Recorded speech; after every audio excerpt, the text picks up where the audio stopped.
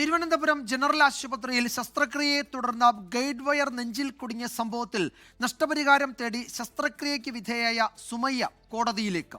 വീഴ്ച സമ്മതിച്ചതല്ലാതെ ആരോഗ്യമന്ത്രിയുടെ ഭാഗത്തു നിന്ന് ഒരു ഇടപെടലും ഉണ്ടായിട്ടില്ല എന്ന് സുമയ്യ പറഞ്ഞു. 24 ആണ് സുമയ്യയുടെ ദുരവസ്ഥ പുറം ലോകത്തെ അറിയിച്ചത്. ശസ്ത്രക്രിയയിലുണ്ടായ പിഴവിൽ ഗൈഡ് വയർ ശരീരത്തിൽ കുടുങ്ങിയ സുമയ്യ നീതി തേടി നിയമ നടപടിക്ക്. ജോലിയും നഷ്ടപരിഹാരവും ആവശ്യപ്പെട്ട് സുമയ്യ കോടതിയെ സമീപിക്കും. വീഴ്ച സമ്മതിക്കുന്ന സർക്കാർ പക്ഷേ നീതി ഉറപ്പാക്കാൻ ഒന്നും ചെയ്തില്ലെന്നാണ് പരാതി. ആരോഗ്യമന്ത്രിയുടെ ഭാഗത്തു നിന്ന് ഒരു ഇടപെടൽ ഉണ്ടായില്ലെന്നും സുമയ്യ പറയുന്നു.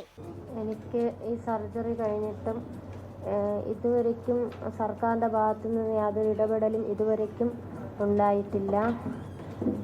ഇപ്പോഴും ഒരുപാട് ബുദ്ധിമുട്ടിൽ ആണ് പോയിക്കൊണ്ടിരിക്കുന്നത്. ശാരീരികമായിട്ട് ഒരുപാട് ബുദ്ധിമുട്ട് ഇപ്പോഴും ഉണ്ട്. ഇതുവരയ്ക്കും സർക്കാരിൻ്റെ ഭാഗത്തു നിന്നും യാതൊരു ഇടപെടലും ഇതുവരയ്ക്കും ഉണ്ടായിട്ടില്ല. താനിപ്പോഴും ആരോഗ്യ പ്രശ്നങ്ങൾ നേരിടുന്നുണ്ടെന്നും സുമയ്യ.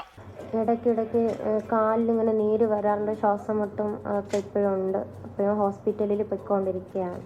ശസ്ത്രക്രിയ നടത്തി 50 സെന്റിമീറ്റർ നീളമുള്ള ഗൈഡ് വയർ പുറത്തെടുക്കാൻ ശ്രമിച്ചെങ്കിലും പരാജയപ്പെടുകയായിരുന്നു. കോടതിയിൽ കുടുംബം നാളെ ഹർജി ഫയൽ ചെയ്യും. 24 തിരുവനന്തപുരം.